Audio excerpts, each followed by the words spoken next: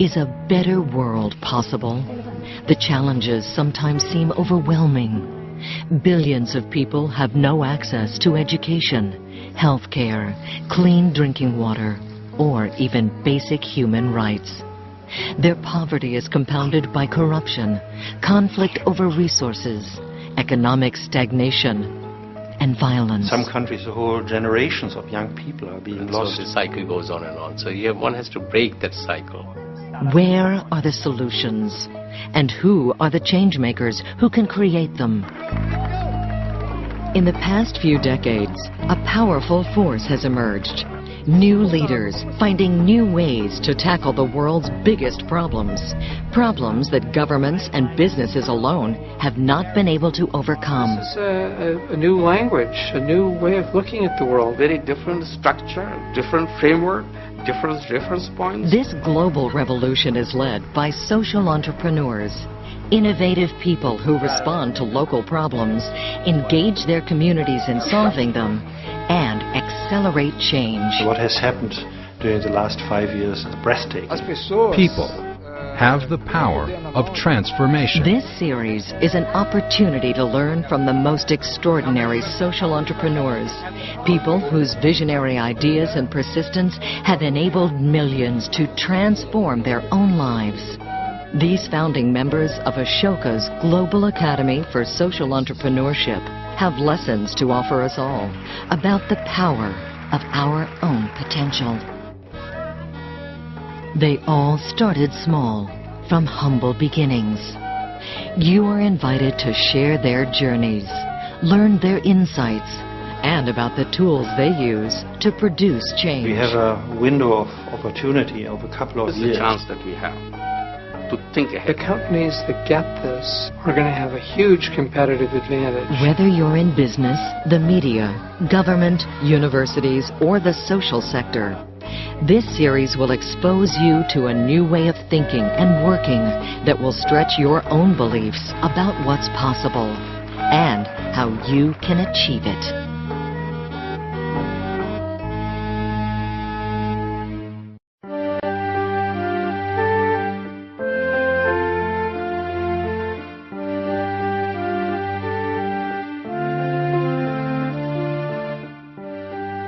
In the early 1970s, the newly independent country of Bangladesh was reeling under the effects of war, flood, and famine.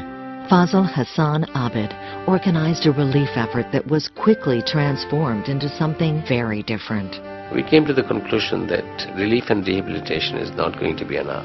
It has to be a long-term commitment to development. People were poor and going to remain poor unless we bring about change. Abed understood that one does not simply develop people. People must develop themselves.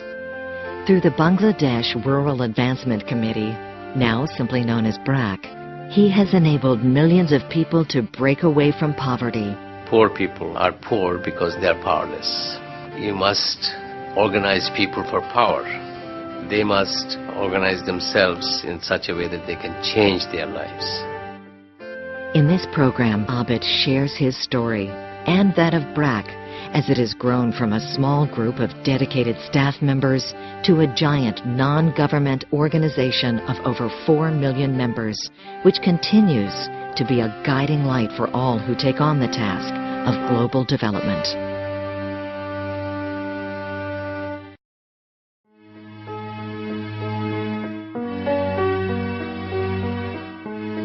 I was born in 1936 in British India. My father was a government official, and we came from a feudal household. My great-grandfathers were all big landlords in that locality. I had 4 brothers and 3 sisters. So there were lots of servants in the household. There was a lot of activities for independence of India. Mahatma Gandhi was then agitating for independence. Mr. Jinnah, who was the founder of Pakistan, was also agitating for a new homeland for the Muslims. And I remember going to meetings where Mr. Gandhi came to our part of Sylhet and gave a speech. And we all went there and tried to touch his hands and so on. The greatest influence I think I had was from my mother. She was a very religious person, but extremely sympathetic to the lives of very poor people. We had lots of poor people come to our house, and she would always give something and send medicines and food to other people's homes and so on. So I think that had some influence in me thinking about poor people, and she had great empathy for people. The other influence was my grandfather, my mother's father, who was a minister of education in the government of Bengal in Calcutta. He would talk and think about how to improve primary and secondary education in Bengal. So he had an influence also, I think, in terms of what kind of things one should achieve in life. I went to a government high school. I was quite quiet student, quite good at things. So I was one of the better students, but I don't think I have been a great sportsman or any great organizer at that time. The class captain sometimes. Then I went to college in Dhaka, and I did 2 years of science, which is called intermediate science. This is before you go to university. Dhaka was a sleepy city in those days, about 300,000 people. It's a very tree-lined streets and so on. So it was very nice to live in Dhaka in those days in 1952.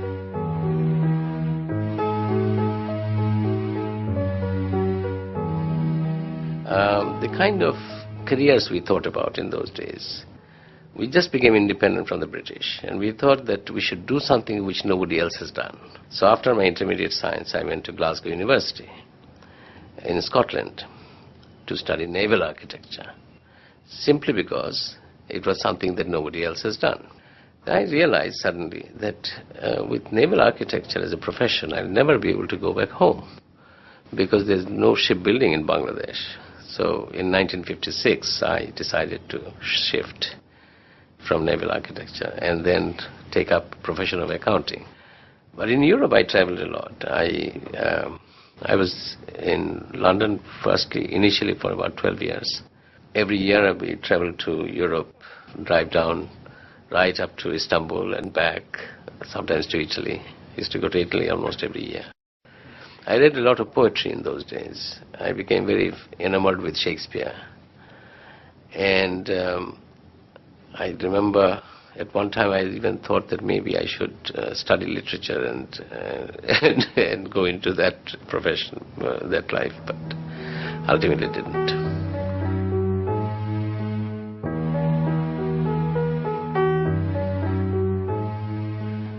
In 1968, I decided to come back home, and came home and took up a job with Shell Oil Company. Shell Oil provided a lot of experience to me in the sense that one could see how a large organization operates, what kind of training it provides to its staff and executives. So a lot of things that Shell has incorporated in its corporate management I could use in my experience of building up this organization, BRAC. I remember in Shell Oil, I came from England and then looked at my department, and I said there were 23 people in the accounts department, and I thought that I could do the work with about half the number. And I told my boss, who was a Dutch, I said that I don't need so many people, I need only half. So he said, you can't get rid of all these people. I mean, you can't do that. So I said, I'll do that, but I'll get them jobs in some other company. So I went into a number of other oil company and went to see their bosses, accounts department heads, and try and find jobs for the others that I didn't need. So that's how I, sort of did the downsizing of my department by finding jobs for everybody before we terminated their services. I was getting one of the highest salaries in Bangladesh at that time. But the real change came in November 1970 when we had a cyclone. in offshore islands and Chittagong. And that cyclone killed about 300,000 people. So some of us friends organized relief work and rehabilitation work in offshore islands of Bangladesh. One island called Manpura had 56,000 people. But by the time we went there 4 days later, and we did a census, we found only 13,400 surviving. The rest of them were dead. That sort of changed the way I used to look at life.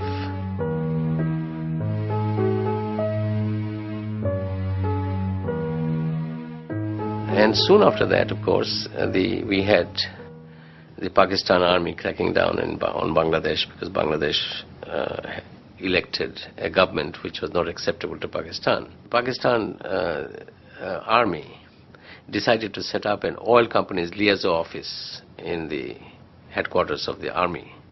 So I was chosen to be the oil company's liaison officer. So basically, working with the military regime, I found it very difficult to accept.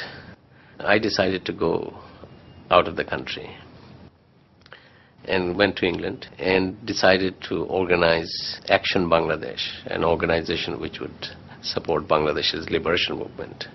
I think in August of that year, Newsweek came out with a report that there will be a famine in Bangladesh because there is no crop is being grown there because people are moving away to India and so on.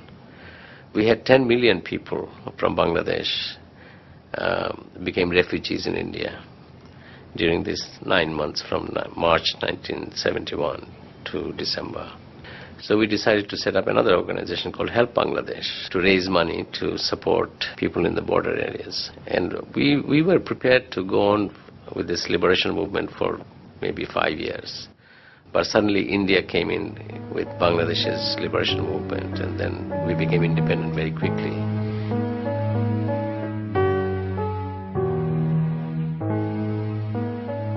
The Bangladesh agriculture was in ruins. Schools were destroyed. The entire infrastructure was bombed out, destroyed. There was no bridges. Hardly any bridges survived. So there was real devastation in the countryside. And I think they estimate that about 1 million people died in Bangladesh. A lot of people died of disease and so on. I remember I had a small flat in London, an apartment, which I sold during the liberation movement. I thought that I must finance myself.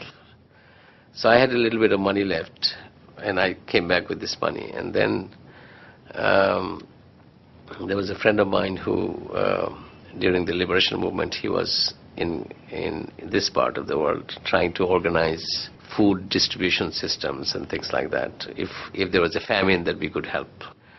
So he went into an area in northern Bangladesh called Shalla area and found a community which was completely destroyed because this was Hindu majority area, and Hindus were a particular focus of attention of Pakistan army. So we found a complete destruction in about 200 or 300 villages in that area, and we thought that this is so remote from Dhaka that hardly any relief and rehabilitation would come to this place. So we might as well work here.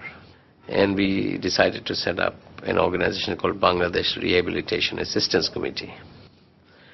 This is how ultimately became BRAC. My friend who initially started with locating the area that we worked in, Shalla area, he left a month later. So it became my baby kind of thing. So it was the first one-year project proposal. The director of Oxfam in the UK came to Bangladesh to see what was happening, and I submitted it to them. They seemed to like our ideas, and so within a couple of weeks from submission, I think we got about £189,000 to start working in this project. So we set up 4 clinics in that project area, hired 4 doctors. So the initial program was healthcare, particularly curative care, housing assistance, boats for fishermen, getting people to get into their occupations and professions, work.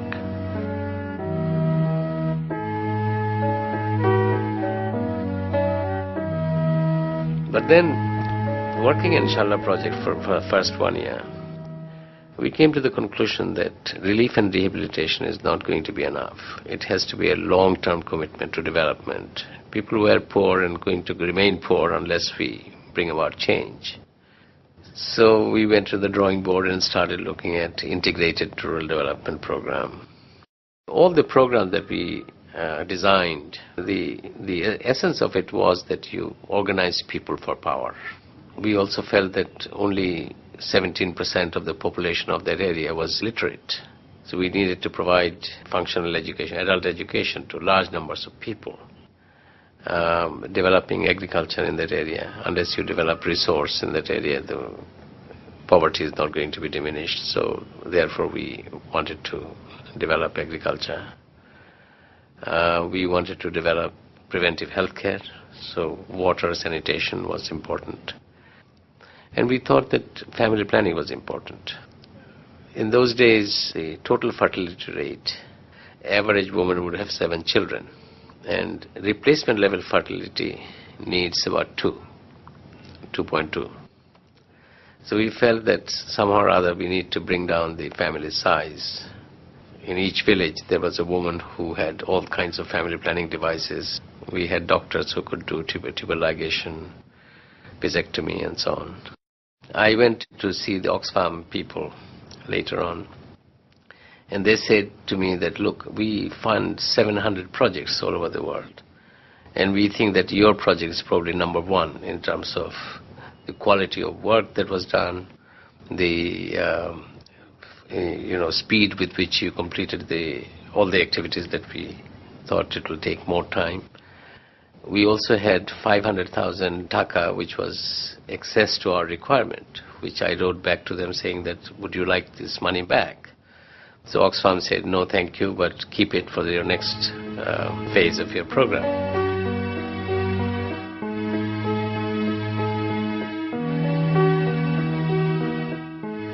But then what took us away from integrated development was the fact that we found that the poorest of the poor were not benefiting from our program the way not so poor people were benefiting. When we sunk a deep tubewell and brought under irrigation large tracts of land, it's the landholders who were benefiting more. We also looked at the wage rates of landless workers. The wage rates were not going up, but the price of rice was going up. So therefore, the poor people obviously was not benefiting that much. So we changed from 1975 onwards. We decided that we will focus our attention on the poorest half of the population. We also felt that poor women are doubly disadvantaged from poverty as well as from gender. If there are 2 children, 5-year-old, the girl and the boy, you'll find that the girl is looking after her younger siblings. The boy will be playing somewhere else.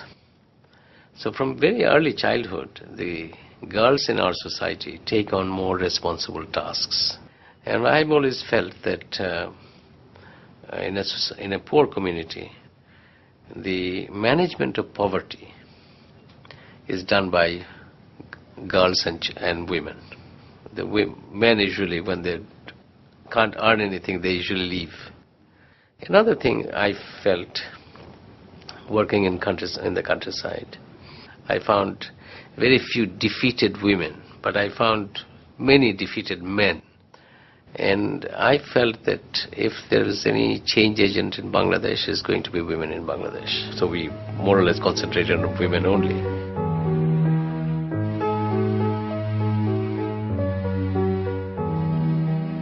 At that time, there was a Brazilian educator named Paulo Freire, whose book, The Pedagogy of the Oppressed, was published in 1973. And I think early in 73, I read that book.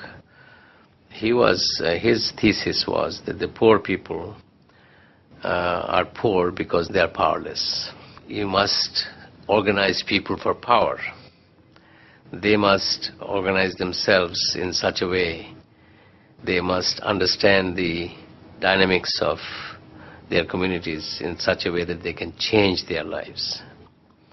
So that book sort of provided a theoretical framework for us to try and develop people for power.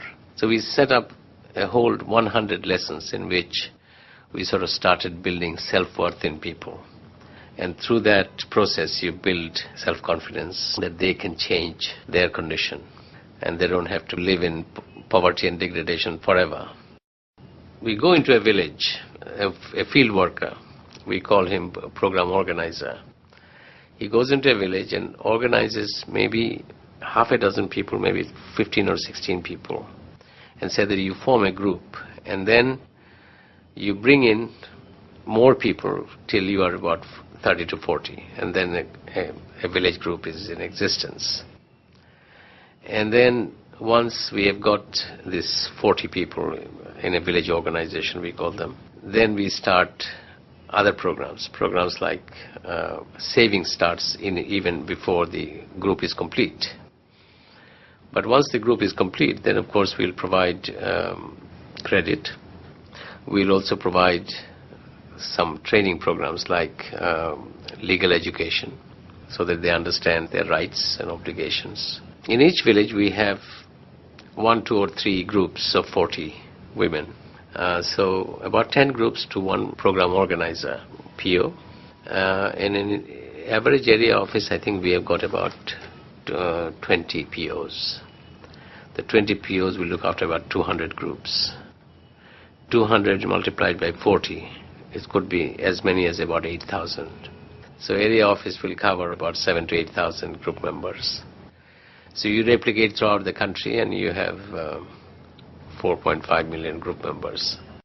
We decided fairly early on that we need not only to work in the villages, but we also need to learn as to how we are doing. And so early on in 1975, 3 years after Brecht's birth, we started our research and evaluation department. And we felt that this is important. When you are involved in activities, sometimes very simple questions are never asked. So we wanted an independent entity within the organization to be asking these questions.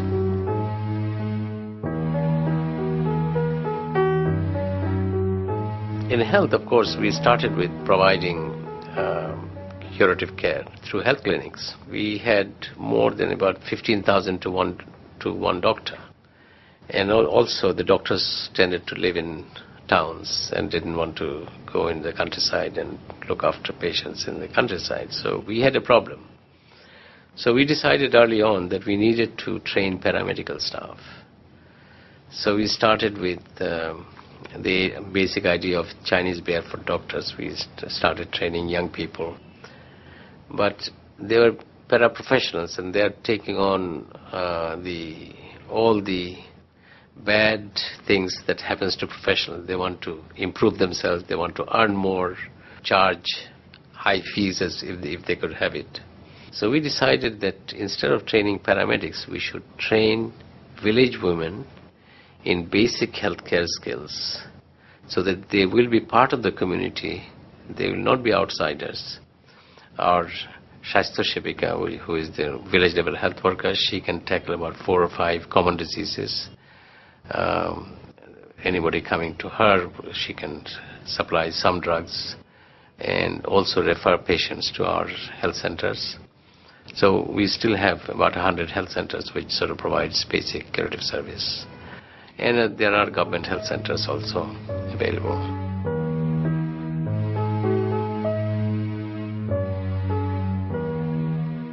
By 1979, which was the year of the International Year of the Child, we looked at the statistics in Bangladesh and saw that the infant mortality rate was so large. Quarter of our children died before their 5th birthday. And we also knew that half of them died from diarrhea. So we thought Brecht needed to do something. There was oral rehydration available through salts, which was sold in packets, sachets. So one could really manufacture large quantities of oral rehydration salts and distribute it throughout the country. But then we felt that the poor people won't probably have access to it. First of all, they will have to buy that. And secondly, in rural areas, at night, many of these things will not be available. And people won't keep a stock of that. So, looking at oral rehydration salts, we felt that the best thing would be to go and teach every woman how to make oral rehydration solution at home with homemade sugar, water and salts. Before organizing it throughout the country, we took up one sub-district of about 30,000 families. And so we trained our oral rehydration workers who will go from house to house. The education provided by oral rehydration workers was good. We ensured that through incentive pay plan. Initially we covered 1/4 of the household, first 3 years, and then the next 3 years, another 1/4 of the household. The last 4 years we took out the rest of the country. And we had about 2,000 oral rehydration workers and about 200 monitors. At that time, the government took up the immunization program for the country, expanded program of immunization. So we took up the half of the country. Immunization program was added to our oral rehydration program. Our programs on oral rehydration and immunization had a big impact on infant mortality reduction. From 252 per 1,000 child deaths, now the under 5 deaths has come down to 75 in fact. Of course, we felt that under 5 mortality rate reduction is not everything in health. We needed to look at other areas like reproductive health of women, some diseases that kills a lot of people. We needed to look at that.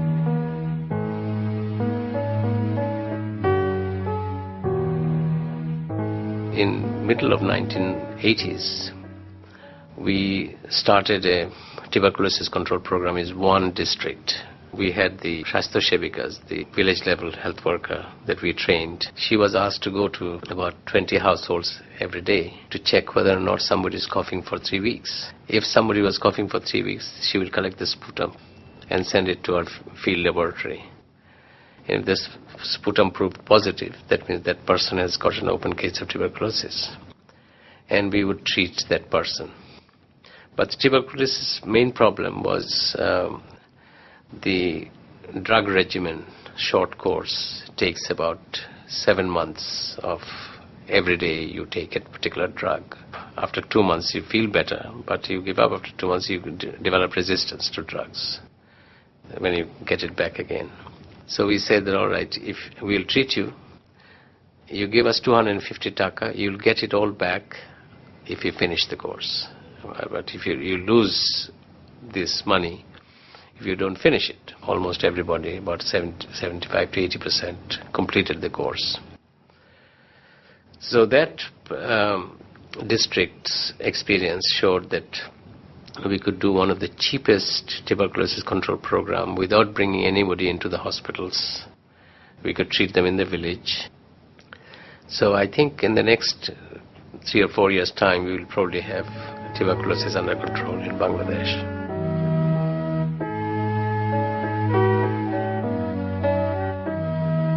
I came to the conclusion that poverty alleviation wouldn't go anywhere unless we provided education to our children. So in 1983-84, we looked at what it costs in this country to provide education to a child. The government spends about $15 per child per year to provide primary education to children. So I said, all right, if this is the government budget, we have to provide education within $15 for a child in Bangladesh. If it is not within the ability of the country, then it won't be acceptable. So we started with 22 schools. We wanted to ensure first that children enjoyed schooling. I found, for example, my own children, if they liked a particular teacher, they would go to school very happily. And secondly, give them a lot of self-confidence. So we tried to get the best possible, advisors and consultants to come and work with us for our education program. And then, of course, we developed the entire curriculum and materials for our primary education. The teachers are women from the village. We said preferably married. Married because if they're unmarried, then they may be marrying somebody else and go out of the village, and has high school education. And then we can provide training. We provide 15 days of training initially. But then we provide 2 visits every week by a supervisor who goes and checks her. Not only checks her, but also if she needs help.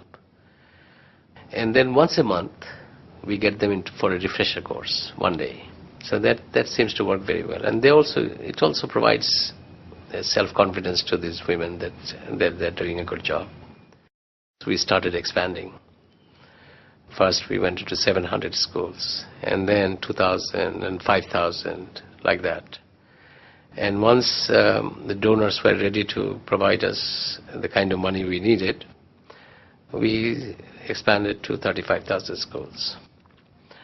And we have 1.2 million children in our schools. I think when I go into one of our schools and we see children's eyes shining, I'm quite satisfied with the kind of education we provide to our children, because our children seem to have the energy to ask questions, continuously inquisitive. So that's important. Secondly, I think the self-confidence that I see among children is important for learning. I think more than 90% of our graduates, they are going on to high school.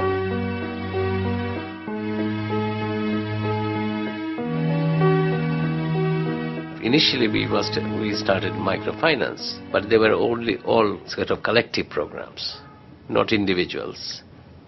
The groups did quite well initially, but we also found that collective programs didn't have the kind of return on investment that individuals one had, in the sense that individuals took responsibility. Collective ones, there were some free riders, obviously, in the collective groups. And unless the leadership was very strong, the collective enterprise, it didn't make much money. We came to individual lending in 1978. We thought that you don't provide just money, but also, if necessary, training. So we combined the two. We expanded to about 16 districts. And then we came up in the early 1990s. We wanted to cover as many villages, as many people as possible. So in 1990, we decided to have 1 million borrowers by the year 2000. But by the year 2000, we already had 3 million borrowers. We have given out this year about $450 million as loan to about 4 million borrowers. The average loan size is about $120. And the repayment rate right now is about 98.4%. We have 98.5%, I think, are women. So most of them are women. So microfinance program now, of course, has a number of different windows. The poorest people we call DABI, which is poverty alleviation loan. Then we have got another window, which is just above poverty level. People who have got some land can borrow money from us. We call it Unnati, the progress. And then the third level, we have got micro-enterprise lending. Entrepreneurs, business people can come to us, and we provide loan from about $1,000 to $10,000. The other one that we haven't talked about is the poorest of the poor. Those who are even below our poverty alleviation program lending.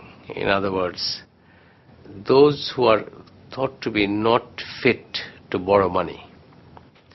We have got the poorest 15% of Bangladesh's population probably needs something more than just microfinance.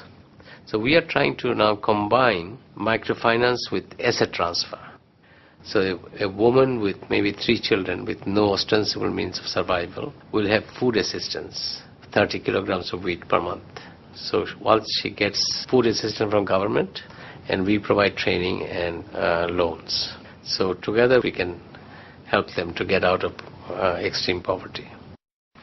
Then we decided that, all right, there are also medium enterprises, not just micro enterprise, and that could be done by a bank. So BRAC has chartered a bank. We are the major shareholder with IFC and ShoreCap. And they have now got 500 offices throughout the country where they are looking at small and medium enterprise lending. They go from about $10,000 to $100,000.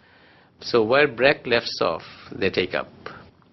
If you look at banking in Bangladesh, there are 20 other banks in Bangladesh, but none of them are doing small enterprise lending. If somebody wants $10,000, no bank is interested. They are interested in $100,000, $2 million, and so on for corporate lending, but not in small enterprise lending. So BRAC Bank is the only one sort of breaking ground in small and medium enterprise lending.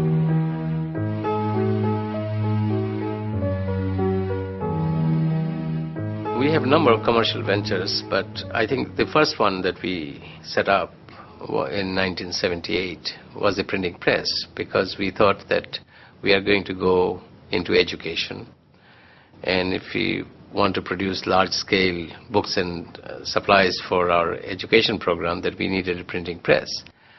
And also I think in the back of our minds was the fact that we needed to earn some extra income other than donor funds. It makes money, and I think about $500,000 is the net profit of the printing press annually. We are trying to develop profits, but the profit itself goes into either education or healthcare or something, so profit doesn't go to anybody else.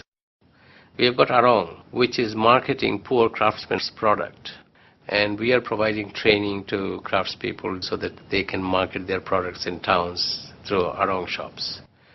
I look at all our enterprises as program support enterprise. Well, most people probably don't understand that, but we are trying to help poor people in the countryside, a marketing outlet for craftspeople. Arong is doing that. We have got, let's say, 200,000 women who are doing vegetable cultivation with the money that we lend them. But if you are not sure what kind of seeds you are going to get, then the enterprise is uncertain. So we decided that we'll produce all the vegetable seeds and ensure quality so that our clients can have a much better crop. I remember going to a village about 10 years ago and found a woman who had borrowed 5,000 taka from us to buy a cow. And she was getting 2 liters of milk a day. And I said, you must be doing quite well now. You've got 2 liters of milk a day. She said, no, I'm not doing well because I'm only selling my milk at 7 taka per liter. If I sell it 7 taka per liter, then I don't make any money. So it sort of, left me thinking about why she's getting only 7 taka. In Dhaka it sells for 25 taka. So if I could get her milk at 15 taka, double her income, I can still bring it to Dhaka, pasteurize it and sell it in the market in town. That's how the milk pasteurization plant came about. We decided that poor women needed income without having to go out, home-based activities which could give them an income. And I think in the late 80s we decided that if every group member of BRAC had 15 hens and 1 cock, she will get about 8 eggs a day. And that could give them a 400 to 500 taka income, monthly income. And that would help. In the family budget, it will be a substantial amount of money. So we started buying day-old chicks from other farms, but we also set up our own. So we produce about 2 million day-old chicks a day now. So we produce those, and then we give it to a chick rearer, about 200 day-old chicks, and she raises it to 8 weeks, and then she sells it to our model rearer. And then, of course, if you have 2 million model rearers, you also need feed. So you have to set up feed mills and supply to all these households. So that also needed another infrastructure, which we have done. The idea is not only to serve these people, but also to generate an income, which ultimately will support BRAC's development activities. At this moment, BRAC is dependent for approximately 20% of our budget on donors. Our hope ultimately, we can develop enough enterprises within the country to be able to finance all our development activities. So that would be our goal. Ultimately, we would like to be self-reliant totally.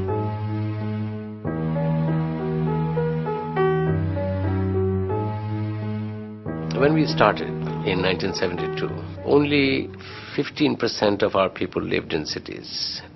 But we found over the last 30 years that large numbers of people were actually flocking into the cities.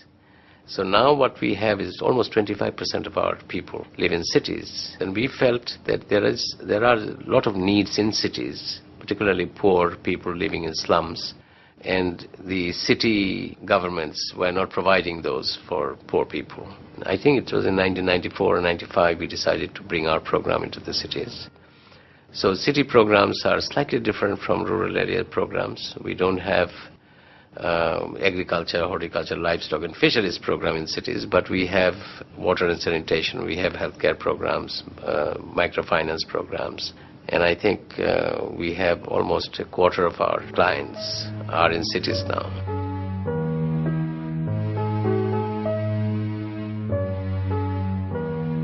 I think in 1994, we started thinking of setting up an university, mostly because we felt that there are large numbers of our students are going abroad, going to United States, Europe, because the quality education was not available in this country. We also felt that there are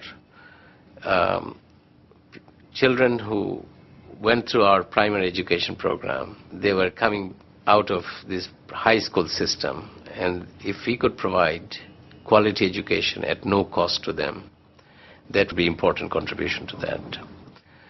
We also wanted leaders in our society who would basically involve themselves in the kind of work BRAC does, poverty alleviation. We felt that the leaders in Bangladesh, somehow or other, elites were dysfunctional in a lot of ways. And we wanted to develop functional elites through our university.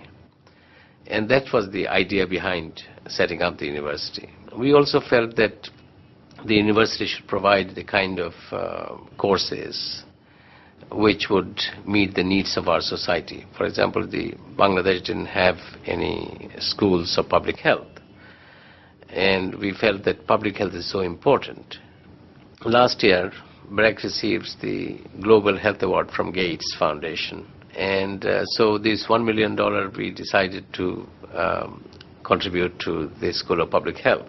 The Rockefeller Foundation provided the initial $250,000 for the preparatory phase of the school. The School of Public Health is named after James P. Grant, who was a friend of mine, who was leader of UNICEF from 1980 to 1992, provided wonderful leadership in getting child survival revolution throughout the world. I think if any human being has contributed to child survival and infant mortality reduction the way he has done as a leader of UNICEF, I don't think anybody else has done it in any time in history.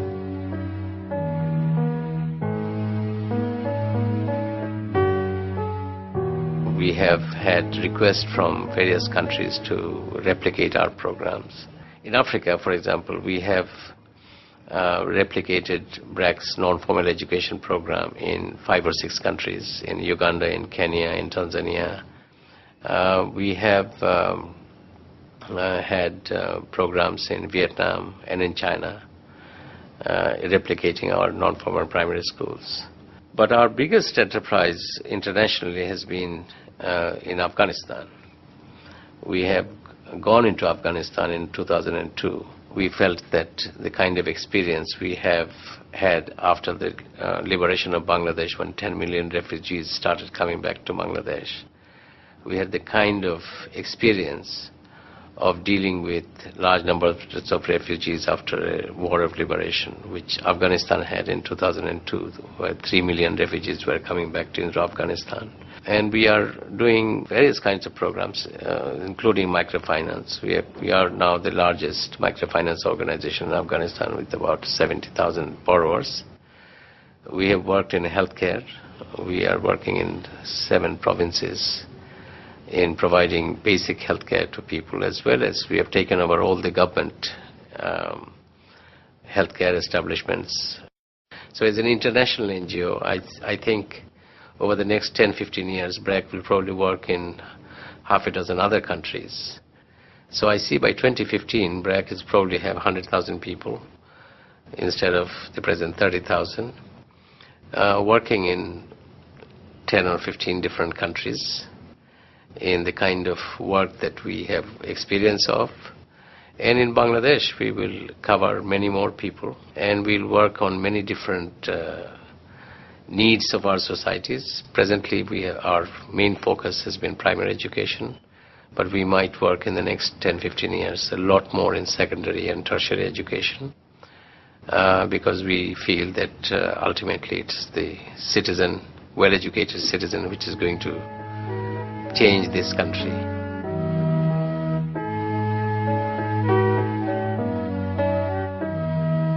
Obviously, from my own angle, I have tried to develop management in such a way that there will be leadership within the organization after my departure from BRAC.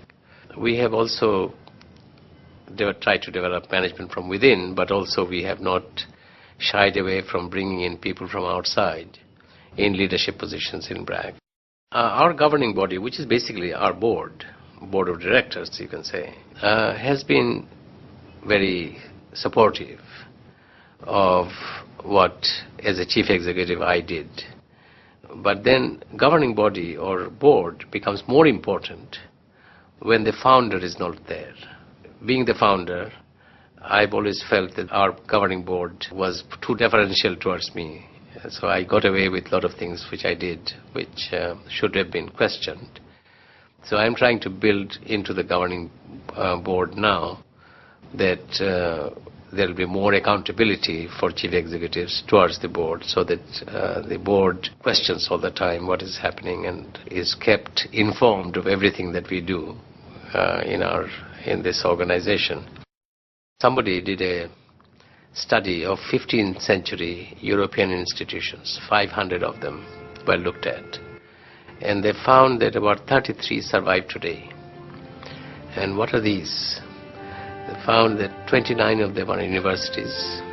It's Oxford, Cambridge, Bologna, Sorbonne. There are 2 churches, 1 parliament, and 1 business. Survived from 15th century Europe. So then he looks at why institutions survive, and he says that maybe because the certain institutions, they meet the evolving needs of societies, and that's why they survive. So if BRAC were to evolve with the changing times, with the changing needs of our country and the changing needs of the people we serve, then it will obviously survive and sustain itself.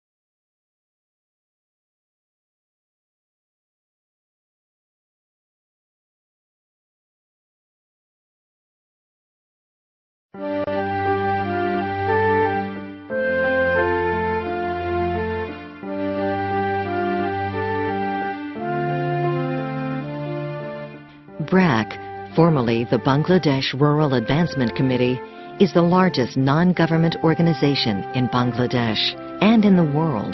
Fazl Hassan Abed is its founder. Country like Bangladesh with 130 million people, you need to have large-scale programs, otherwise you don't bring about any significant change. BRAC's 30,000 staff members serve over 4 million members with healthcare, nutrition, microfinance, legal aid, and other services.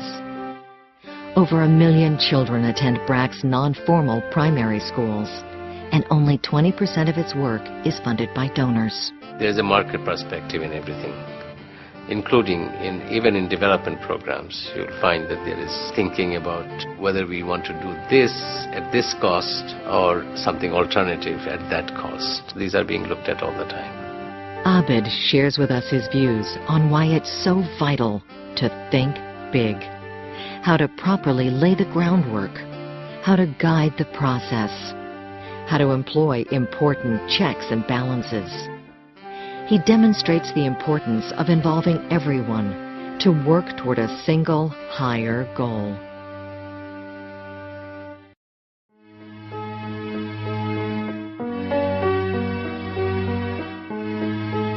In the 70s, there was a book by Schumacher, or Small is Beautiful. It encapsulated a thinking about any program which is big is not very good. I mean, small is beautiful. It was somewhat a Gandhian kind of principles that big means a big factory where people are dehumanized. Small is beautiful in the sense that you do things, you produce things yourselves and so on. But we felt that in terms of development programs, whatever you do in Bangladesh, if it is too small, it's insignificant. It doesn't solve the problem of Bangladesh. And we decided that if you want to tackle poverty of the country like Bangladesh with 130 million people, you need to have large-scale programs. Otherwise, you don't bring about any significant change. So that became our motto, that small is beautiful, but large scale is absolutely essential in Bangladesh.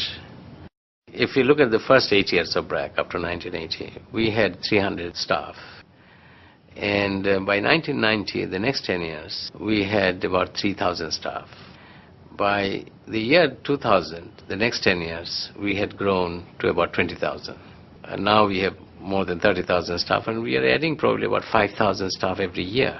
BRAC works in microfinance, where we have got 4.2 million borrowers.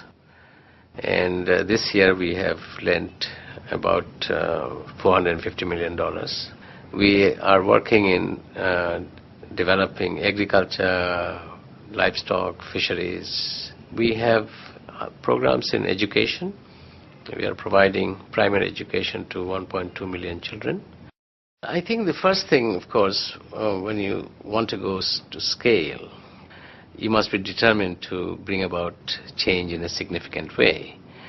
I have found that not many development organizations think big, think national. That's the biggest problem, I think. When I started BRAC, I didn't have any notion that BRAC will become the largest non-governmental organization in the world. Our idea was that we will work in small pilot projects, and the expansion and replication will be done by other entities. We got the idea of national replication once we developed our program in oral rehydration, where we visited all the houses in Bangladesh, and we felt confident that we could replicate our programs. Whatever we did, we could go national.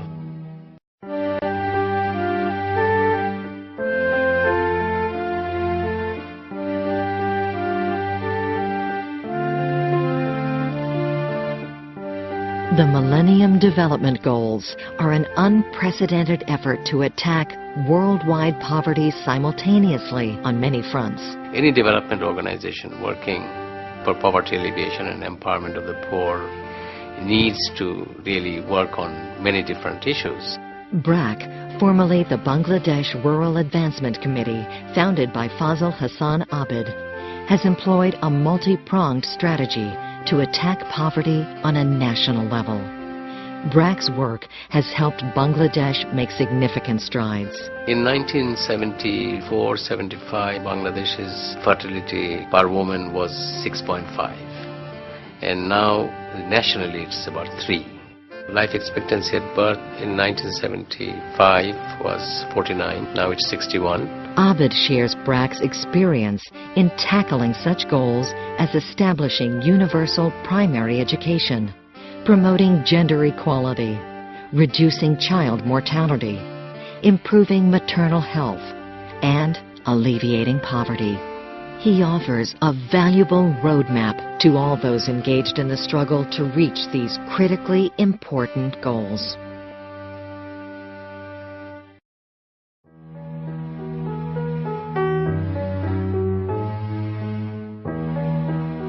I think the Millennium Development Goal is a good goal to work towards. Most of the goals or targets set is achievable, I think. And in Bangladesh, I think we will try and achieve all of it, all the goals. The first one, of course, is education of children. Whether we could get all children into school and get them to complete primary education. We felt that if we ultimately had to improve productivity in this country, we needed to get our children educated for the next generation to be able to compete effectively in the globalized market. We have one group which is 8 to 10. We take them into primary schools and provide them 4 years of education, which covers 5 years of primary schooling. And then we have got another group, where mostly girls, but some boys, 10 years to 14 years. Those children who, for whatever reasons, have not had the opportunity to have an education. Since they are older children, we provide them 3 years of education to cover 5 years of curriculum. And they can do that. Most of them complete 5 years of primary schooling in 3 years. So we have got these 2 groups of children who come to our schools. The reason for these schools are that there are many children who don't enroll themselves into any primary school. So we wanted to mop up these children who has never had an opportunity to go to a primary school. So that was one. And secondly, we also found there's a large number of children who went into a primary school, enrolled themselves, but then dropped out without any meaningful learning. So we felt that we also needed to provide them a second chance so that they have an access to education, at least primary level education. The reason we call our school system non-formal primary schools is because if we said they were primary schools, the government has got a particular rule as to how many classes you must have, how many teachers you must have, you must adopt the government curriculum. So we felt that we would be outside the government system. We wanted to experiment with new ways of teaching, learning. We needed to develop new curriculum, new materials. So we called our schools non-formal. But then if you look at the structure of our schools, they are more formal than the formal schools in the sense that the classes start, particular time is finishes, teachers come on time, there is a structure of teaching, learning, subjects are taught every day. There are 270 days a year that the classes take place. In most government schools, probably in less than 200 days, classes are held. But we call it non-formal simply because we didn't want to abide by all the rules that is set for a primary school. We set up these schools in each village with 30 children and one teacher. We thought that these children would be quite happy receiving 5 years of primary education. But we were taken aback, quite surprised, when we found that 90% of our children who completed primary schools actually went on to high school. We expanded to 35,000 schools. And we have 1.2 million children in our schools. We ourselves fund about 350 NGOs to run BRAC-type schools. So I think it has been adopted in Bangladesh quite well. But in Bangladesh, if you look at the statistics, there are 19 million children in the age group of 6 and 10. Approximately 3 million children are out of school right now, still not going to school. So if we had more resources, I think we could have had 100,000 schools and mopped up all the children who are out of school presently. So because we don't have the resources we need, we can't expand to that level.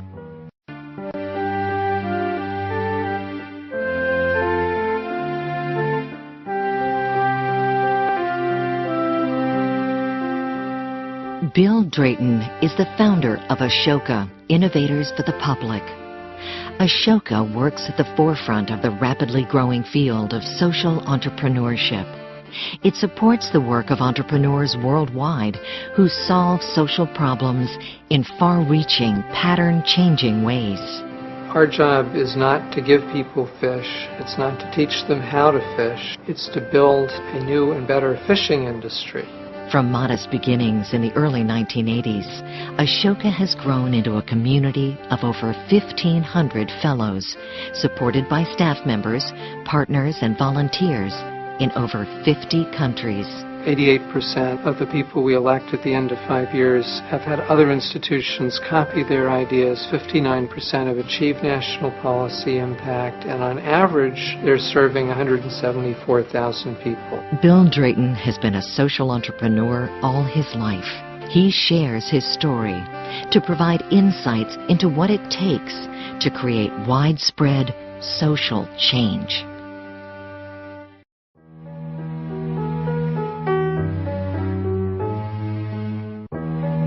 The development of Ashoka is very typical of the development of any major entrepreneurial venture. The idea, of course, dates back at least to the time I was an undergraduate. There was the challenge that came very sharp once I'd been in India. You must close this north-south gap. You must speed up development, democracy in the world. So there are many things that were very clear, but something was missing, and that was that the historical moment wasn't ripe, and also in our personal lives it wasn't ripe. We needed to go through our apprenticeship. I had to spend time at McKinsey learning how the world works, learning the key skills of how you cause change. Then, as I was at EPA, we sensed that the historical moment was coming. You could hear the hinge creaking. And what we were seeing very personally was that our friends, my friends in India and elsewhere, were starting to be social entrepreneurs. And what was happening was that the post-independence generation in Asia was coming of professional age. They were now in their 30s. Their parents thought getting control of the government, take over those instruments, that was the focus. The next generation grew in an environment with these overpowering government institutions, and some of them felt they could do better. And so you could see the beginning of a very significant wave of social entrepreneurs who were having a very difficult time. No word to describe the field, no support institutions, a lot of doubt ranging from their family to the government. We said, oh, this looks like this is the time. Then we asked, all right, well, how do we intervene? Where can you intervene which will have the biggest possible impact with very modest resources, all we could imagine available to us at the time? And that is the moment when a person and an idea have finished their apprenticeship, and they know, the entrepreneur knows that they have an idea that is the next big generic step for their field. Then all you want to do is go full-time and run with this idea, seize the historical moment. But who are you? What is this idea? It doesn't fit any of the existing patterns because they were set up to serve the old idea. At that point, a little bit makes all the difference. Very little money, so you can look your family in the eye and say, I know it's crazy to leave my tenured job in a nice, safe institution. You've got to be able to look them in the eye and say, I'm going to do this. And we give you the financial ability to do that if you need it. But beyond that, you now are a part of a family of your peers, and your uncle can see that these people that are very respected in your society and internationally think your work is important, believe in you. The early years of Ashoka, as for almost all our fellows, raising money was a nightmare. No funding from any institutional foundation for our first 6 years. Basically, the Klingenstein, Lipkin, and Golden families, that was it. And I was working part-time at McKinsey, commuting to New York. Ashoka was going, and it was a very crazy time. And that overload is what made the MacArthur sudden phone call in November of 1984, miraculous. The MacArthur Foundation had chosen me to be one of its fellows, which gave me 5 years' income. And also, very importantly, for people who could not understand what Ashoka was about, gave me a sort of vaguely reputable category to fit into. It was a very key, liberating moment. I was able to go on leave from McKinsey, which I'm still technically on leave.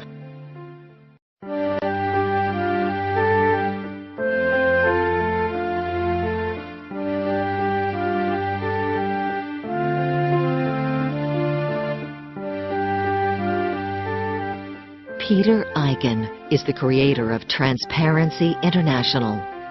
Transparency International has focused worldwide attention on the issue of corruption and leads a global effort to combat it. These big projects lend themselves to huge kickbacks, to payments of $10, $20, $30 million for individuals on their bank accounts, say in Liechtenstein and Switzerland.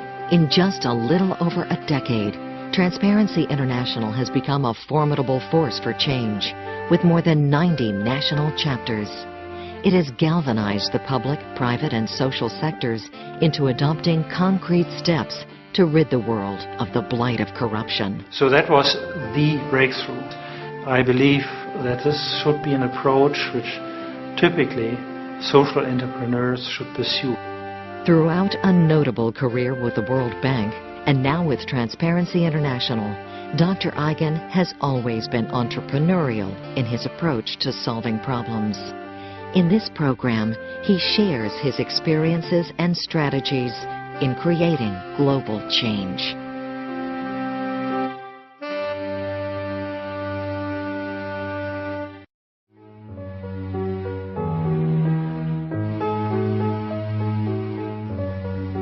In our preparation of the launch conference of Transparency International, we had developed a number of insights which are still the guiding principles today. First of all, we knew that we could not investigate individual cases, to expose them, as Amnesty International is doing in their area. Because we wanted to bring people to join us who were even involved in corruption, because corruption is so complex and it is so technical in many ways that you needed the people who really know what they are talking about to join you and work together on joint programs. So that was probably the most important shift from what I had personally had in mind when I left Kenya. The second insight was that we would have to deal with corruption with the local knowledge and the local enthusiasm and the local courage and credibility which has to come from each society itself. So we knew very quickly that we wouldn't be able to operate like the Catholic Church, or like the World Bank, sort of preaching from the center what everybody else had to do. And therefore we began very early on to initiate the creation of what we call national chapters, which are non-governmental organizations organized in various countries under their own systems, under their own conditions. And the third important insight was that very often when you deal with corruption, people focus mainly on punishing. But in our opinion, criminal law is a relatively blunt weapon against corruption. We have a rather holistic approach. We see at all the different elements of an integrity system which have to be in place in order to protect society against corruption.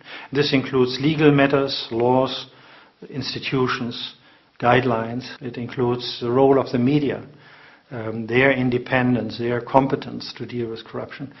It includes very technical matters like how you select, for instance, contractors, under international competitive bidding or so. How much transparency you enforce in your legislative body. It includes matters like how you deal with conflict of interest in a society, and so on. So it is like a mosaic of many different elements which together create the overall system of integrity. And these were things which we learned very early on in our brainstorming sessions leading up to the launch of our organization.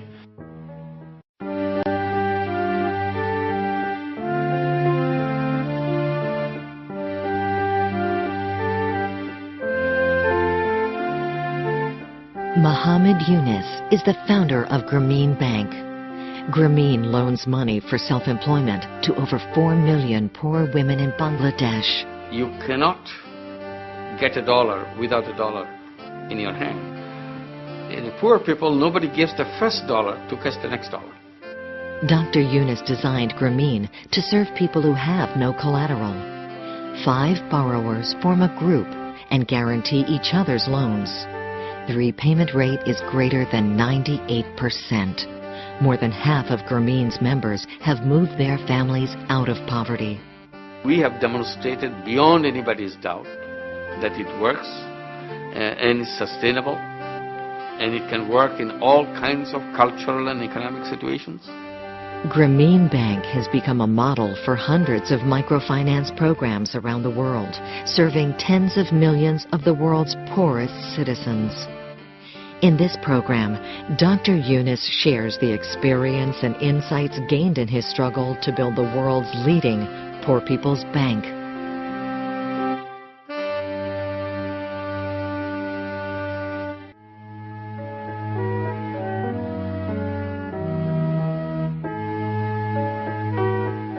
I toyed around several alternatives. Finally, I decided maybe I should link them with the local bank. Bank is the one who should be lending money. This is their business. This is their job.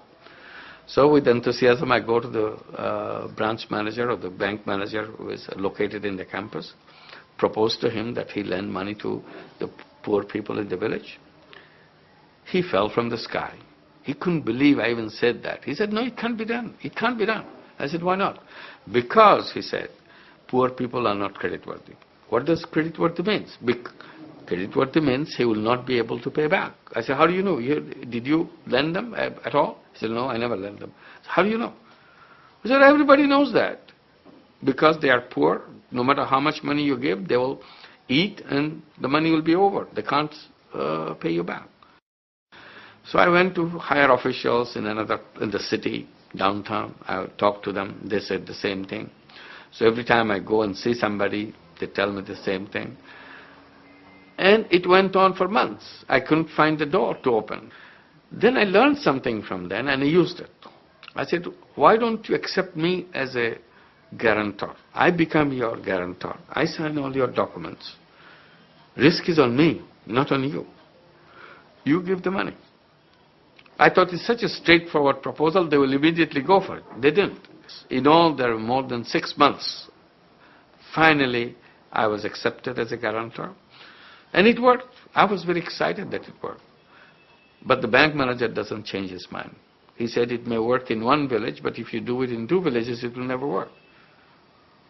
I said, okay, let me do it in 2 villages. So I did it in 2 villages, it worked. He said, well, 1 village and 2 villages are the same thing. Maybe you should do it in 5 villages. So I did it in 5 villages, it worked. But he doesn't change his mind. After I have done this several rounds, and I realized that if I do the whole world, he's not going to change his mind. Maybe I should forget about him. So I thought maybe I should have a separate bank doing exactly what I'm doing. And that idea started haunting me, that why don't I have a bank for the poor people?